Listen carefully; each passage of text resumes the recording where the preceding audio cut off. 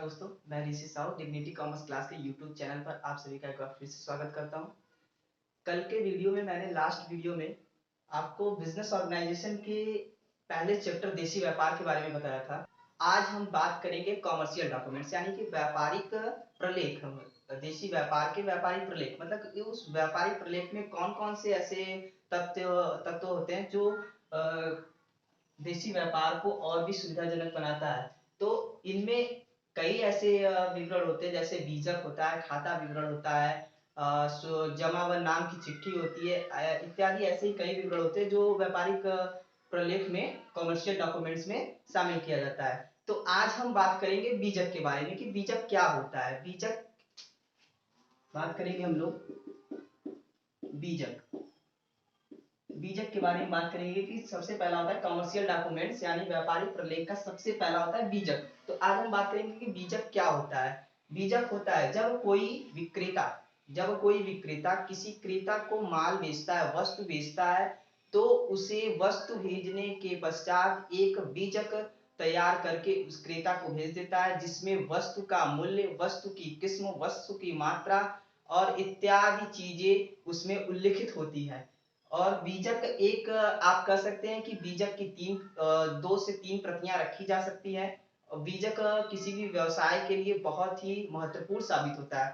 तो इसका अर्थ हो सकता है, आप अर्थ लिख सकते हैं कि क्रेता विक्रेता द्वारा और विक्रेता द्वारा विक्रेता द्वारा विक्रेता द्वारा सॉरी सॉरी सॉरी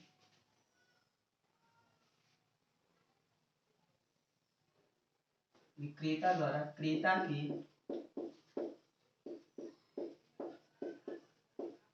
आदेशित वस्तु की पूर्ति के आदेशित वस्तु की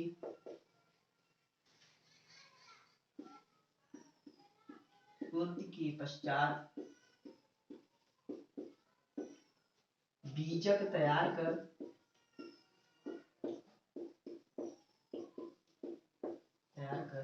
क्रेता के पास भेज देता है। क्रेता के पास भेजता है, जिसमें वस्तु के मूल्य, किस्म, मात्रा और मात्रा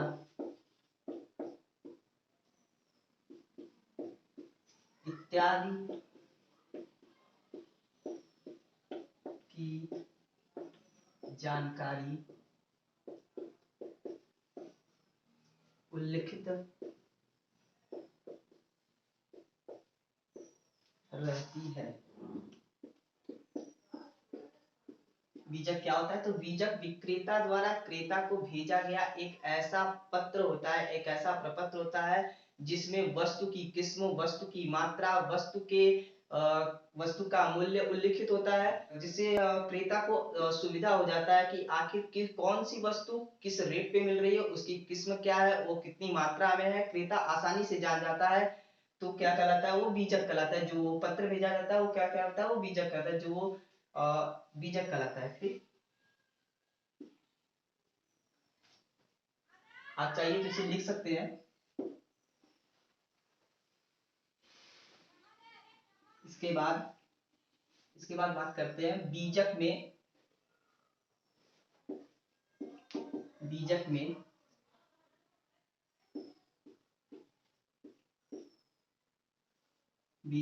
उल्लिखित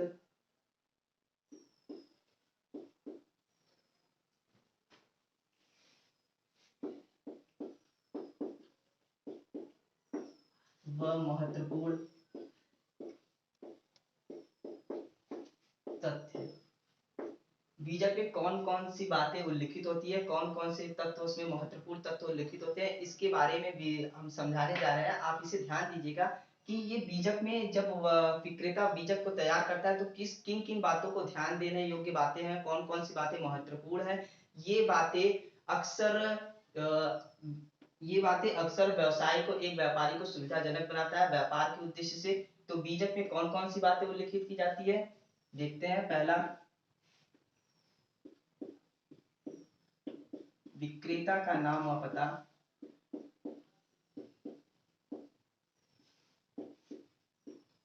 पता। दूसरा,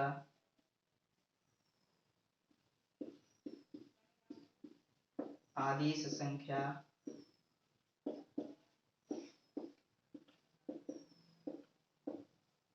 बीजक संख्या। तीसरा है बीजक संख्या। चौथा, क्रेता का नाम व पता। पांचवा है वस्तु का मूल्य। वस्तु का मूल्य, किस्म व मात्रा। छठवां है व्यापारिक छूट।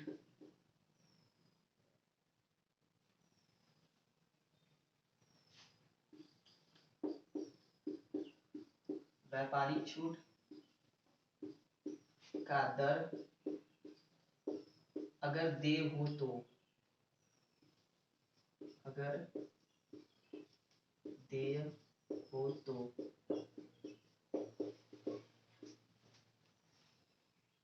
सातवां, यहाँ पे देख लीजिए, यहाँ पे लिखते रहे आगे। नगद छूट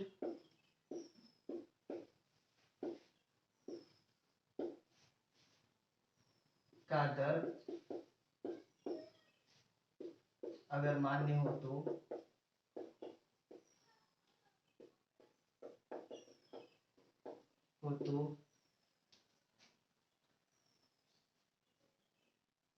आठवां, ग्राहक से प्राप्त कुल धनराशि से प्राप्त कुल धनराशि।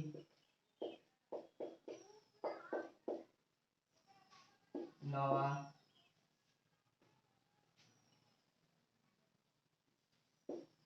वस्तु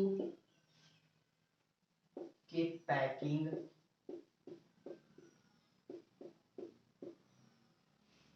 व ढुलाई इत्यादि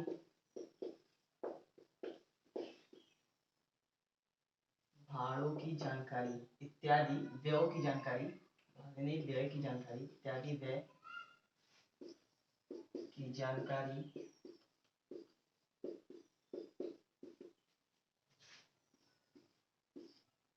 दसवां, पिता द्वारा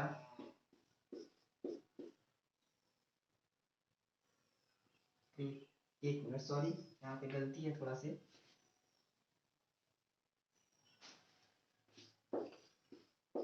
विक्रेता द्वारा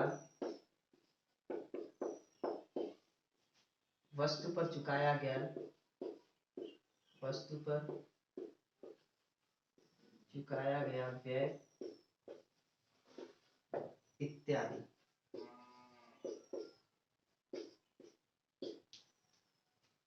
बीजक में कौन कौन से तत्व उल्लिखित होते हैं, कौन कौन से महत्वपूर्ण तत्व उल्लिखित होते हैं। इसमें बहुत सारे महत्वपूर्ण तत्व हैं, इसके अलावा भी और सारे तत्व उल्लिखित होते हैं, लेकिन इंपॉर्टेंट अगर आप देखें तो ये तथ्य कुछ ज्यादा ही इंपॉर्टेंट है, कुछ ज्यादा ही महत्वपूर्ण है, और बीजक में इनका होना बहुत ही अनिवार्य होता है। पहला तो विक्रेता का नाम व पता। विक्रेता, जो वस्तु का विक्रेता होता है उसका, वो जो वस्तु का विक्रेता होता है वो उसका पूरा नाम क्या होता है, उसके दुकान का नाम, उसके शॉप का नाम क्या होता है, उसका पता क्या है, उसका पूरा विवरण बीजक में उल्लिखित होना चाहिए। दूसरा, आदेश संख्या, वो किस आदेश संख्या की पूर्ति करता है, वो किस आदेश, किस क्रेता के आदेश को पूर्ति करता है, उसके लिए जो क्रेता को आदेश मिलता है उसकी आदेश संख्या क्या होती है, उस बीजक में क्या होना चाहिए, उल्लिखित होनी चाहिए। ये महत्वपूर्ण बातें होती है ताकि किसी भी प्रकार का विवाद उत्पन्न न हो। और तीसरा होता है बीजक संख्या। बीजक तैयार करते समय एक बीजक संख्या होती है जिसे विक्रेता द्वारा बनाया जाता है कि कौन सी बीजक संख्या उसे डालनी है। क्रम वाइज क्रम के बाद एक बीजक संख्या बनती है कि कौन कौन से क्रम में किसकी किसकी माल की पूर्ति की जा रही है, किसे वस्तु प्रदान की जा रही है। तो बीजक संख्या भी डालना आवश्यक है और ये एक महत्वपूर्ण पहलू है, इसका तथ्य है। और चौथा है क्रेता का नाम और पता। एक विक्रेता किस क्रेता को माल बेच रहा है, किस क्रेता को वस्तु बेच रहा है, किसको किसके साथ व्यापार कर रहा है। तो भाई उसका अगर किसी के साथ व्यापार कर रहा है तो जाहिर सी बात है कि उस क्रेता का भी कुछ नाम होगा, कुछ पता होगा, खरीदने वाले का कुछ अपना खुद का कोई दुकान, कोई शॉप या कोई कंपनी होगी। तो इस स्थान पे तो क्या होगा कि क्रेता का नाम और पता भी उल्लिखित होगा उस बीजक में, ताकि ये स्पष्ट रहे कि हाँ मैंने इन्हें क्रेता, इस नाम के क्रेता को, इस नाम के खरीदार को मैंने माल बेचा हुआ है, माल मैंने बिक्री की हुई है। अगला है पांचवा, वस्तु का मूल्य, किस्म व मात्रा। सबसे इंपॉर्टेंट बात होती है कि वस्तु का मूल्य, कौन सी वस्तु का मूल्य कितना है, कौन सी वस्तु का मूल्य कितना है, उसकी मात्रा क्या है, उसका किस्म क्या है, कि उस वस्तु के पीछे क्या मूल्य, कितनी प्राइस पर यूनिट, या फिर आप बोल सकते हो टोटल प्राइस क्या है उसकी, उसकी किस्म क्या है, उसकी क्वालिटी और उसकी क्वांटिटी, कितने कितने मूल्य में कितनी मात्रा मिलती है हमको, ये भी स्पष्ट रूप से क्या होना चाहिए, बीजक में लिखा जाना चाहिए। और अगला है छठवां, व्यापारिक छूट का दर।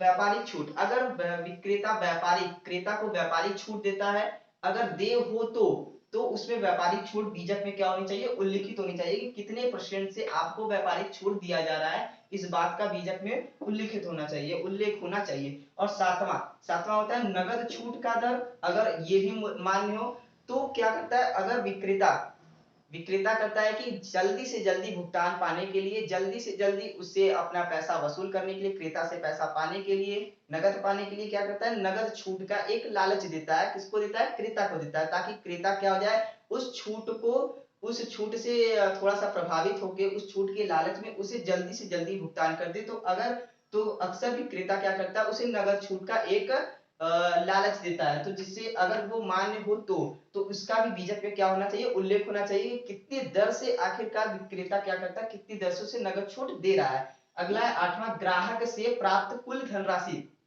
अगर ग्राहक ग्राहक अब तक क्रेता, जब क्रेता वस्तु खरीदता है तो उसे क्रेता कितनी वस्तु, उस वस्तु के खरीदने के समय कितने रुपए वो उसे पे करता है, कितने उसे उसे उसके भुगतान करता है, सारी इसकी विवरण क्या होनी चाहिए, बीजक में उल्लिखित होनी चाहिए। जितने बाकी है, जितने उसने पे किए हुए हैं, जितने उसने भुगतान किए, इस सारी बातों का उल्लेख किसमें होना चाहिए, बीजक में होना अनिवार्य होता है। अगला नौवां है जिसमें लिखा कि वस्तु के पैकिंग, ढुलाई इत्यादि प्रकार के जितने भी भाड़े होते हैं, क्या होना चाहिए, बीजक में उल्लिखित होनी चाहिए कि हाँ मैंने वस्तु के पीछे इतना भाड़ा लगाया, मैंने मजदूरी इतनी दी है, यहाँ से ले जाने का चार्ज वहां तक दिया स्टेशन से, फिर वगैरह वगैरह जितने भी चार्ज होते हैं पैकिंग पे, सारे मैंने क्या किया है इसमें लगाए हुए। तो इसका एक विवरण बीजक में उल्लिखित करना जरूरी होता है, ताकि क्या हो जाए कि क्रेता को किसी भी प्रकार की समस्या न हो, किसी भी प्रकार से मतभेद न हो।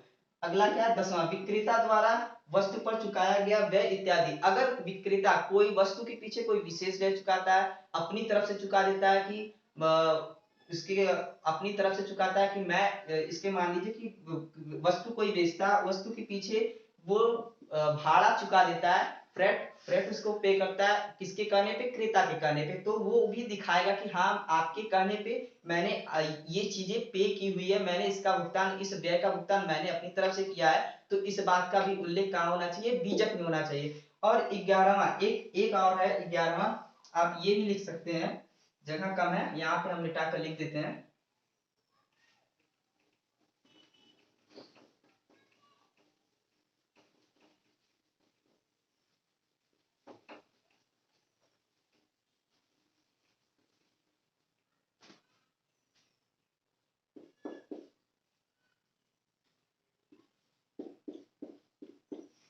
क्रेता द्वारा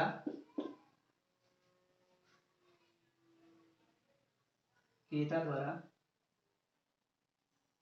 किया गया पेशगी भुगतान, भुगतान का उल्लेख। अगर क्रेता विक्रेता से जब वस्तु खरीदता है तो कुछ बार क्या होता है कि आप ऑर्डर देने के पहले ही कुछ आप पेमेंट कर देते हैं, एडवांस के रूप में पेमेंट कर देते हैं, तो उस बात का भी उल्लेख होना चाहिए। अगर विक्रेता के पास अगर क्रेता कुछ एडवांस जमा करा रहता है, अगर पेशगी के रूप में कुछ पैसे जमा करे होता है, तो उसका भी उल्लेख क्या होना चाहिए, बीजक में होना चाहिए। और आखिरी में क्या होना चाहिए कि भूल चूक, 12वां एक और मोस्ट इम्पोर्टेंट, भूल चूक, भूल चूक शब्द का प्रयोग, भूल चूक लेनी देनी शब्द का प्रयोग होता है, लेनी देनी शब्द का प्रयोग, शब्द का प्रयोग,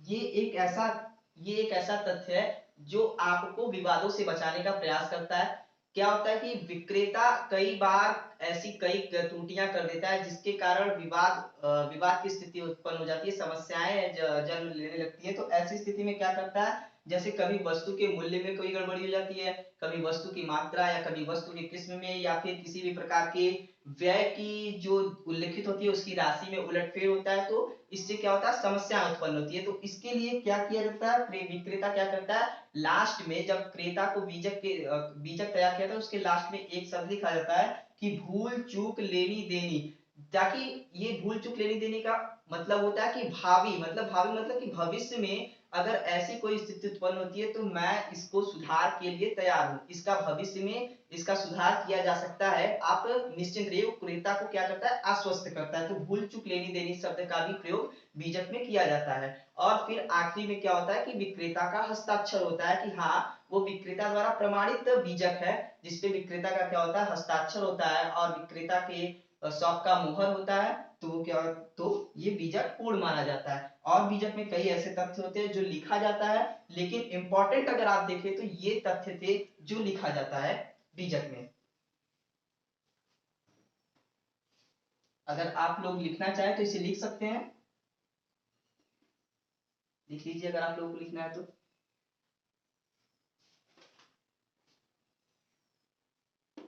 चलिए बिठाते हैं।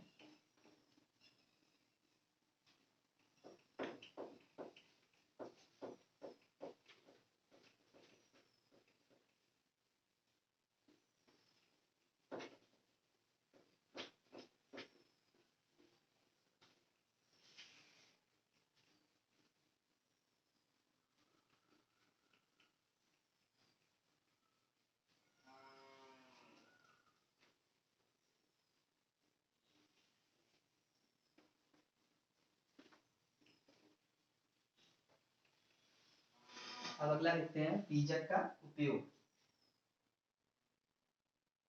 अगला चलिए मार्कर,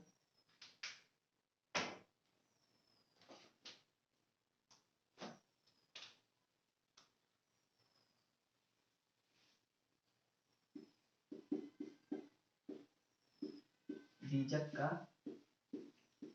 उपयोग, ये अगली टॉपिक है कि बीजक का उपयोग क्या किस किस चीजों के लिए किया जाता है, आखिर बीजक क्यों तैयार किया जाता है, आखिर इसका तैयार करने का उद्देश्य क्या होता है। ये बीजक के उपयोग की विशेषताओं को बतलाता है कि किस प्रकार से बीजक मददगार सिद्ध होता है, सहायता प्रदान करता है, क्रेता और विक्रेता को व्यापार में किस प्रकार से अपनी भूमिका प्रदान करता है।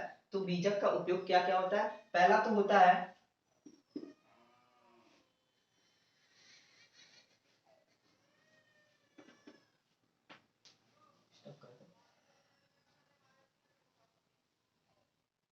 तो आइए देखते हैं कि बीजक के उपयोग के लिए बीजक क्या कौन कौन से तथ्यों के लिए उपयोग है। इसका बहुत सारे तथ्यों के लिए उपयोग है। तो पहला आप लिख सकते हैं कि विक्रेता द्वारा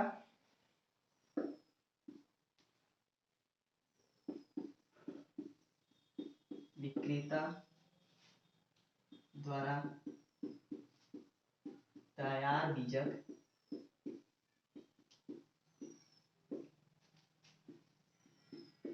क्रेता को भेजा जाता है, जिससे क्रेता को क्रेता को वस्तु वस्तु के लिए, वस्तु के लिए कितना मूल्य चुकाना है, कितना मूल्य चुकाना है, कितना मूल्य चुकाना है, इस तथ्य का, इस तथ्य का ज्ञान करा सके। विक्रेता द्वारा तैयार बीजक क्रेता को भेजा जाता है, जिससे क्रेता को वस्तु के लिए कितना मूल्य चुकाना हो इस तथ्य का क्या हो सके, क्रेता को ज्ञान हो सके। कि आखिरकार क्रेता को किस वस्तु के लिए कितना मूल्य चुकाना है इस बात को वो समझ सके, कितना वस्तु के पीछे उसके खर्चे कितने हैं वो सब इसमें समझ सके।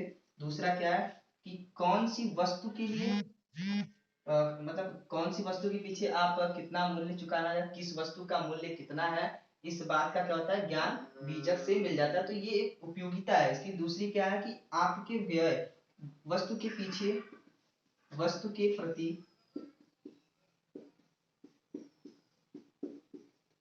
होने वाले व्ययों की जानकारी, वाले व्ययों की जानकारी,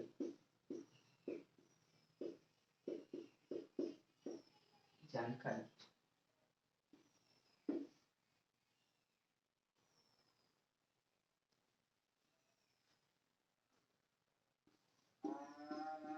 बीजक की सहायता से, बीजक की सहायता से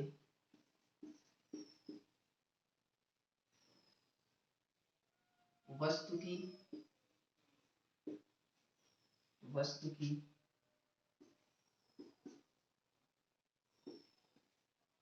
सुपुर्दगी प्राप्त करने में सहायक, करने में सहायक, वस्तु की सुपुर्दगी प्राप्त करने में सहायक। क्या होता है कि बीजक की सहायता से ही एक क्रेता क्या करता है, वस्तु की सुपुर्दगी आसानी से प्राप्त कर सकता है। वो एक बीजक की मैंने बताया कि 3 प्रतियां तैयार की जाती है। एक जो ओरिजिनल प्रति होती है, जो मुख्य प्रति होती है, वो क्रेता को प्रेषित कर दी जाती है, क्रेता को भेज दिया जाता है। और दूसरी एक जो बाकी की 2 प्रतियां होती है वो क्या होती है, कार्बन कॉपी होती है। किसकी कॉपी होती है, कार्बन कॉपी, बीजक की कार्बन कॉपी रखी जाती है। एक कॉपी अगर माल वस्तु अगर जो वस्तु क्रेता को बेची जाती है, अगर उसे सवारी गाड़ी या फिर किसी गाड़ी किसी ट्रांसपोर्ट से ले जाया जाता है तो उसकी एक प्रति ट्रांसपोर्ट को दे दी जाती है, ताकि उस वस्तु को दिखाकर, उस बीजक को दिखा के वो अपना मिलान करके अपनी वस्तु की सुपुर्दगी ले और दे सके। तो ऐसी स्थिति में बीजक की 3 प्रतियां तैयार होती है और एक प्रति भावी भविष्य के लिए क्या करता है, विक्रेता अपने पास रख लेता है। तो तीन तीन प्रतियां तैयार की जाती है और तीनों प्रतियों के अपने अपने कारण होते हैं। तो चौथा क्या है, तो इसलिए क्या किया गया कि बीजक की सहायता से वस्तु की सुपुर्दगी आसानी से प्राप्त हो सके, इस बात का भी इसमें उपयोग है कि आसानी से आपकी वस्तु मिल जाएगी। और चौथा है बीजक की सहायता से, बीजक की सहायता से चुंगी कर, चुंगी कर का भुगतान, का भुगतान हो जाता है। हालांकि इस समय चुंगी कर को बंद कर दिया गया, केंद्र सरकार द्वारा चुंगी कर पे एक विराम लगा दिया गया, खत्म कर दिया गया इसे। लेकिन अगर चुंगी कर जब होता है तो क्या होता है कि बीजक की सहायता से चुंगी कर का भुगतान किया जाता है। तो बीजक के उपयोग क्या थे, पहला था कि विक्रेता द्वारा जो बीजक तैयार किया जाता है उससे क्या होता है, क्रेता को यह क्या किस वस्तु के पीछे कौन सा मूल्य कितना उसे देना है और कितनी राशि उसने पे कर रखी है, मतलब कितनी राशि उसने भुगतान कर रखी है और कितनी राशि अभी विक्रेता को चुकानी है। ये तथ्य क्या होते हैं, बीजक की सहायता से क्रेता को ज्ञात हो जाता है। दूसरा है वस्तु के प्रति होने वाली व्ययों की जानकारी, किस वस्तु के पीछे कौन सा व्यय हो रहा है या फिर वस्तु के पीछे कौन कौन से व्यय हो रहे हैं, इसकी भी जानकारी क्या हो जाती है, क्रेता को पता हो जाती है। किसकी सहायता से, बीजक की सहायता से। और अगला जो है वो है बीजक की सहायता से वस्तु की सुपुर्दगी प्राप्त करना।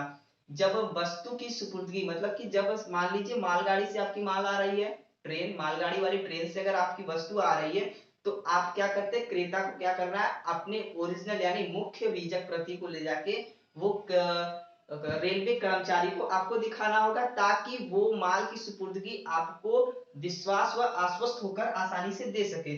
और अगला क्या है, बीजक की सहायता से चुंगी कर का भुगतान। हालांकि इस समय वर्तमान में चुंगी कर को समाप्त कर दिया गया केंद्र सरकार द्वारा, लेकिन जब चुंगी कर हुआ करता था तो क्या होता था, बीजक की सहायता से उस चुंगी कर का भुगतान किया जाता था। तो बीजक का उपयोग और भी इसके उपयोग है, लेकिन मुख्य उपयोग आपको बता दिए गए हैं। और भी इसके उपयोग अगर आप समझना चाहें तो बहुत सारे उपयोग हैं। किसी भी चीज की उपयोगिता बहुत होती है, उसके हानि भी बहुत होती है, उसके लाभ भी बहुत होते हैं। ये इसकी उपयोगिता थी।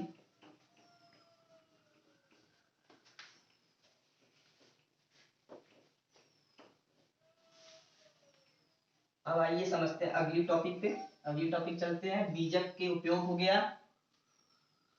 बीजक क्या होता है, बीजक में कौन कौन से तथ्य, महत्वपूर्ण तथ्य होते हैं जिस जो लिखित होते हैं बीजक में, फिर बीजक का क्या उपयोग होता है, हमने ये भी जान लिया।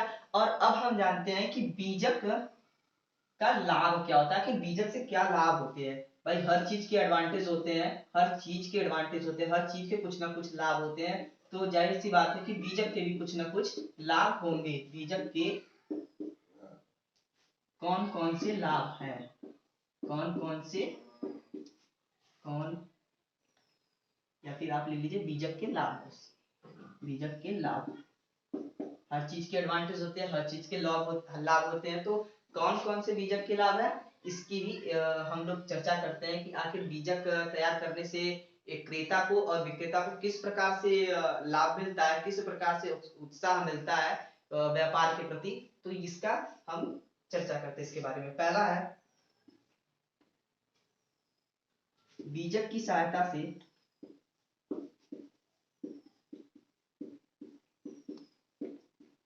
बीजक की सहायता से अलग अलग वस्तु, अलग अलग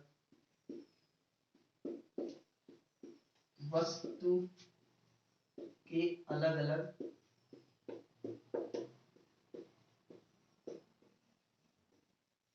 मूल्य का ज्ञान होना, का ज्ञान होना। दूसरा,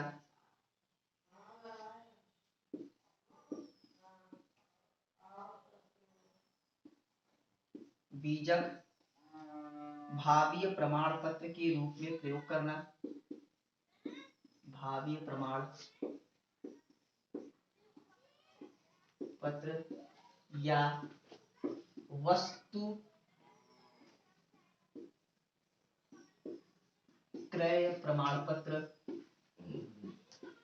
प्रमाण पत्र के रूप में प्रयोग करना,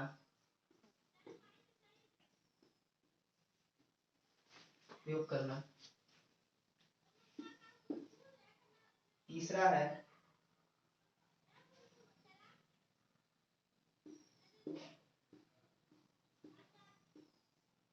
बीजक की सहायता से वस्तु के प्रति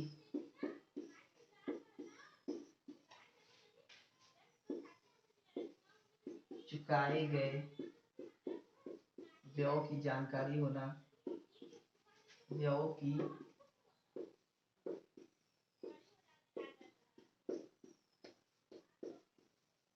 जानकारी होना।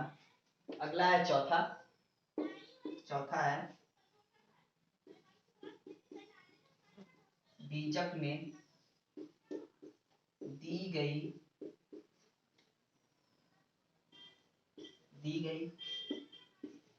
व्यापारिक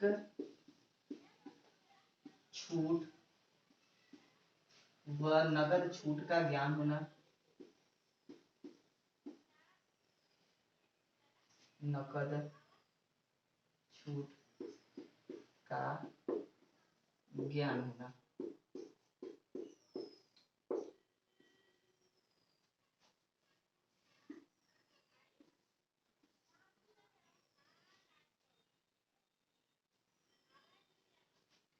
बीजक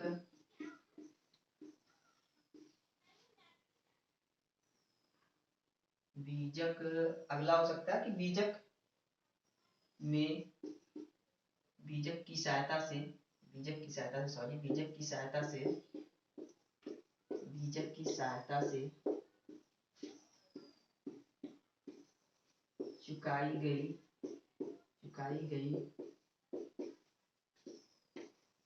रकम का ज्ञान होना इत्यादि हो सकते हैं। तो क्या होता है कि बीजक के कौन कौन से लाभ होते हैं? पहला कि बीजक की सहायता से अलग अलग वस्तु के अलग अलग मूल्य का हम लोग को क्या होता है? जानकारी होता है, ज्ञान होता है, हम लोग को पता होती है उसके कि कौन सी वस्तु के पीछे कौन सी वस्तु के पीछे कितना हमसे पैसा लिया जा रहा है, कितना हमसे क्या लिया जा रहा है, सब कुछ इसके बीजक से हमको मिल जाता है, तो आसानी से प्राप्त होती है। ये बीजक का एक सबसे अच्छा एग्जाम्पल है, लाभ है कि हमको कौन सी वस्तु कितने का मिल रहा है, कौन सी चीजें हमको कितने की हम खरीद रहे हैं, इसकी एक जानकारी मिल जाती है। दूसरा क्या होता है? बीजक का भावी प्रमाण पत्र या वस्तु क्रय प्रमाण पत्र के रूप में प्रयोग करना।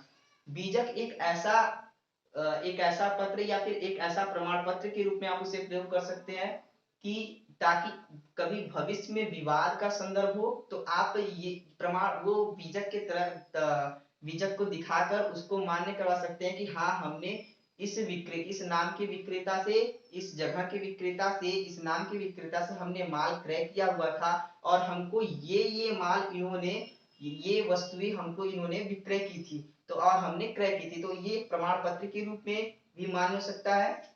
और तीसरा क्या होता है जो कि लाभ है, ठीक है, तीसरा होता है बीजक की सहायता से वस्तु के प्रति चुकाए गए व्यय की जानकारी।